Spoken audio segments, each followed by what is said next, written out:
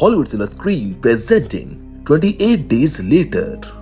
सोचिए आप एक दिन सोकर उठते हैं और पाते हैं कि पूरी दुनिया खामोश हो चुकी है। सड़कें वीरान है, शहर सूना है और इंसानी आवाजों की जगह अजीबोगरीब चीखें गूंज रही है। ना कोई परिवार, ना दोस्त, ना सरकार, सिर्फ डर, तबाही और एक खतरनाक वायरस जिसने इंसानों को दरिंदों में बदल दिया है। 28 डेज लेटर की कहानी एक आम इंसान की है जो एक दिन अस्पताल में आंख खोलता है और पाता है कि जिंदगी वैसी नहीं रही जैसी उसने छोड़ी थी। अब उसे ना सिर्फ अपने जिंदा रहने की लड़ाई लड़नी है बल्कि इंसानियत को भी बचाना है। ये कहानी है डर की, हिम्मत की और उस उम्मीद की जो हर तबाही के बाद भी इंसान को दोबारा उठ खड़े होने का साहस देती है। तो चलिए अब समय को और ना गवाते हुए जल्दी से शुरू करते हैं इस कहानी को। इस फिल्म की शुरुआत कैम्ब्रिज यूनिवर्सिटी की एक लैब से होती है। यहाँ पर कुछ वैज्ञानिक एक खास वायरस की तलाश में प्रयोग कर रहे थे। ये वायरस अब तक पूरी तरह से समझा नहीं जा सका था। उसी लैब में कुछ चिंपैंजीज भी थे जिनके ऊपर इस वायरस को आजमाया जा रहा था। वायरस के असर से ये चिंपैंजीज हिंसक और उग्र हो गए थे। इसी दौरान कुछ जानवरों के हक के लिए लड़ने वाले एक्टिविस्ट वहाँ पर पहुँचते हैं। ये लोग एक गुप्त संस्थान से जुड़े थे जो ऐसे जानवरों को छुड़ाने का काम करते थे जिन पर छुपकर प्रयोग किए जा रहे थे। इन्हें जब पता चलता है कि इस लैब में जानवरों को बंदी बनाकर उन पर अत्याचार हो रहा है तो वो उनको आजाद कराने आ जाते। जब वो चिंपैंजीज को पिंजरे से निकालने लगते हैं तो एक डॉक्टर उनको रोकने की कोशिश करता है। वो चेतावनी देता है कि इन चिंपैंजीज को वायरस ने संक्रमित किया हुआ है और ये बेहद खतरनाक हो सकते हैं। लेकिन एक्टिविस्ट उसकी बात को नजरअंदाज करके उस पिंजरे को खोल देता है। अब जैसे ही दरवाजा खुलता है चिंपैंजी अचानक हमला कर देते हैं जो उनमें से एक लड़की को काट लेते हैं। अब कुछ ही पल में उस लड़की की आंखों का रंग बदल जाता है और वो खून की उल्टी करने लगती है। उसके शरीर से निकला खून बाकी साथियों के संपर्क में आ जाता है जिससे वो भी वायरस से संक्रमित हो जाते हैं। ये वायरस जिस किसी के शरीर में जाता है उसमें भयानक गुस्सा भर देता था। इंसानों पर इसका असर जानवरों से कहीं ज्यादा खतरनाक था क्योंकि इंसानी दिमाग ज्यादा जटिल होता है। संक्रमित इंसान धीरे धीरे पागलपन की हद तक हिंसक हो जाता है और एक ज़ॉम्बी में तब्दील हो जाता है। ये वायरस खून और लार के जरिए एक दूसरे में फैलता था। जब डॉक्टर उस संक्रमित लड़की को रोकने की कोशिश करता है तो वो गुस्से में आकर डॉक्टर की जान ले लेती है। इसके बाद वायरस बहुत तेजी से फैलने लगता है, पहले तो पूरे शहर में और फिर धीरे धीरे पूरे देश को अपनी चपेट में ले लेता है। इस घटना के 28 दिन बाद कहानी का मुख्य किरदार जिम दिखाया जाता है जो लंदन के पास एक अस्पताल में 28 दिन बाद कोमा से उठता है। होश में आने के बाद जब वो इधर उधर देखता है तो पूरा अस्पताल खाली होता है। बाहर निकलने पर वो देखता है कि सड़कों पर कोई इंसान नहीं है। हर तरफ सन्नाटा फैला है और दीवारों पर गुमशुदा लोगों के पोस्टर लगे हुए हैं। घबराते हुए जिम एक चर्च में पहुंचता है लेकिन वहां का हाल और भी डरावना होता है। चर्च के अंदर कई लाशें पड़ी होती हैं जो कई दिन पुरानी लगती हैं। जिम कुछ समझ ही नहीं पाता कि आखिर क्या हो रहा है। तभी चर्च का पादरी लड़खड़ाता हुआ उसकी तरफ बढ़ता है। उसके मुंह से खून निकल रहा होता है और अजीब सी आवाजें आ रही होती है। तभी कुछ ज़ॉम्बी पादरी के साथ जिम की तरफ बढ़ने लगते हैं। डर के मारे जिम भागने लगता है। उसी वक्त दो लोग वहां पर पहुंचते हैं और ज़ॉम्बी को जलाकर मार देते हैं जिससे जिम की जान बच जाती है। ये दोनों लोग जिम को अपने ठिकाने पर ले जाते हैं जहां पर वो छिपकर रह रहे होते हैं। वहां जाकर जिम को पता चलता है कि इन दोनों के नाम मार्क और सेलिना हैं। जब वो लोग जिम से उसके बारे में पूछते हैं तो वो बताता है कि वो एक कोरियर डिलीवरी बॉय था और साइकिल चलाते हुए एक एक्सीडेंट में घायल हो गया था। इसके बाद जिम को कुछ भी याद नहीं रहता। उसे बस इतना पता है कि आज ही उसको होश आया है। वो हैरान होकर कहता है कि मुझको समझ नहीं आ रहा कि आखिर ये सब क्या हो रहा है। तब सेलिना और मार्क उसको बताते हैं कि एक खतरनाक वायरस पूरे शहर में फैल चुका है। ये संक्रमण इतना गंभीर है कि सरकार और सेना भी इसको रोकने में नाकाम रही। सब कुछ खत्म हो चुका है। वो बताते हैं कि पिछले 6 दिनों में उन्हें जिम के अलावा कोई और जिंदा इंसान नहीं मिला है। जिम जब अपने परिवार के बारे में पूछता है तो वो बताते हैं कि शायद अब कोई नहीं बचा है। लेकिन फिर भी जिम अपने परिवार को ढूंढना चाहता है, इसीलिए अगले दिन ये तीनों उसके घर जाते। घर पहुंचकर जिम देखता है कि उसके माता पिता ने कर ली थी। उनके हाथ में जिम की एक तस्वीर थी। उस तस्वीर के पीछे एक मैसेज लिखा हुआ था कि जिम, हम तुम्हें सोता हुआ छोड़ कर जा रहे हैं। अब हम भी तुम्हारे साथ सो रहे हैं, हमें मत जगाना। ये पढ़ते ही जिम की आंखों से आंसू बहने लगते हैं और वो बहुत दुखी हो जाता है। लेकिन अब उसे सच्चाई स्वीकार करनी पड़ती है कि उसके माता पिता इस दुनिया में नहीं रहे। वो तीनों उस रात जिम के घर रुक जाते हैं। रात में अंधेरा होने पर ज़ॉम्बी और ज्यादा सक्रिय हो जाते हैं, इसलिए बाहर जाना खतरनाक होता है। जब वो घर में बैठे होते हैं तभी 2 ज़ॉम्बी अचानक उनके ऊपर हमला कर देते हैं। ये ज़ॉम्बी कोई और नहीं बल्कि जिम के पुराने पड़ोसी होते हैं जो अब संक्रमित हो चुके थे। काफी मशक्कत के बाद वो उनको मार देते हैं। इस लड़ाई में मार्क को एक ज़ॉम्बी काट लेता है जिससे वो भी संक्रमित हो जाता है और इसीलिए सेलेना मजबूरी में मार्क को मार देती है ताकि वो किसी और को नुकसान ना पहुंचा सके। अब केवल जिम और सेलेना ही बचे रह जाते हैं। कुछ समय बाद वो बाहर निकलते हैं जहां पर उन्हें एक इमारत में झिलमिलाती रोशनी दिखाई देती है। इससे उन्हें अंदाजा होता है कि वहां पर शायद कोई और भी जिंदा है। और जब वो उस बिल्डिंग की सीढ़ियां चढ़ते हैं तभी कुछ ज़ॉम्बीज उनका पीछा करने लगते हैं, लेकिन एक व्यक्ति समय रहते उन्हें बचाकर अपने घर ले जाता है। उसका नाम फ्रैंक है जो अपनी बेटी हैना के साथ वहां पर छिपकर रह रहा है। फ्रैंक जिम और सेलेना को अपने साथ रहने की इजाजत दे देता है। वो उन्हें बताता है कि कुछ दिन पहले मिलिट्री के द्वारा एक रेडियो प्रसारण चलाया जा रहा था। उस प्रसारण में ये बताया गया था कि वायरस का इलाज मौजूद है और वहाँ लोगों को सुरक्षित किया जा रहा है। उन्होंने उस प्रसारण में अपने स्थान की जानकारी भी दी थी ताकि बाकी लोग वहाँ पर पहुँच सके और सुरक्षित रह सके।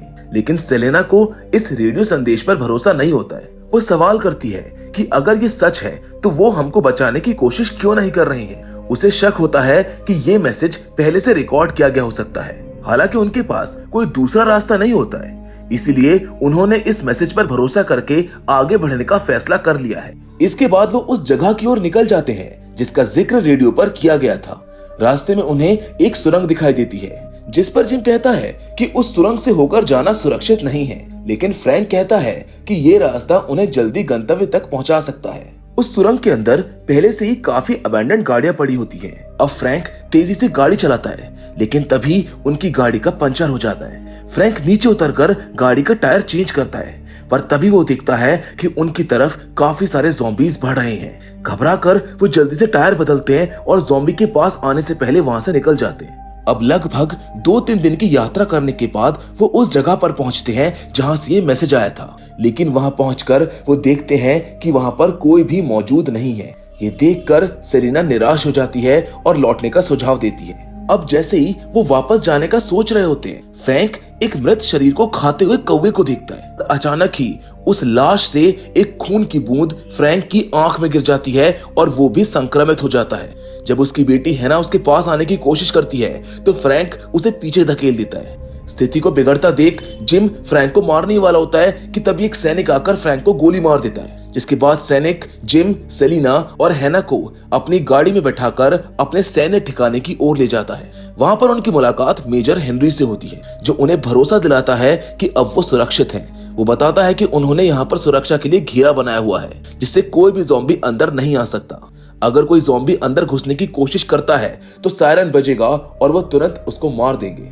हालांकि अभी तक वायरस का कोई इलाज नहीं मिला है। बाद में मेजर हेनरी जिम को एक सैनिक जिसका नाम मिलर है उससे मिलवाते हैं जो कुछ दिन पहले संक्रमित हुआ था और अब उसको जंजीर से बांधकर रखा गया है। इनका मकसद ये जानना है कि बिना खाए पिए ये ज़ॉम्बी कितने दिनों तक जीवित रह सकते हैं ताकि वायरस के बारे में और जानकारी मिल सके। जहां रात के खाने के दौरान अचानक से इन्हें एक ब्लास्ट की आवाज आती है और पता चलता है कि कुछ ज़ॉम्बी सुरक्षा घेरे के अंदर घुस आए हैं। सभी सैनिक तुरंत बाहर जाकर उनको गोली मार देते हैं और जब वो वापस लौटते हैं तो एक सैनिक सेलेना के साथ बुरा बर्ताव करता है।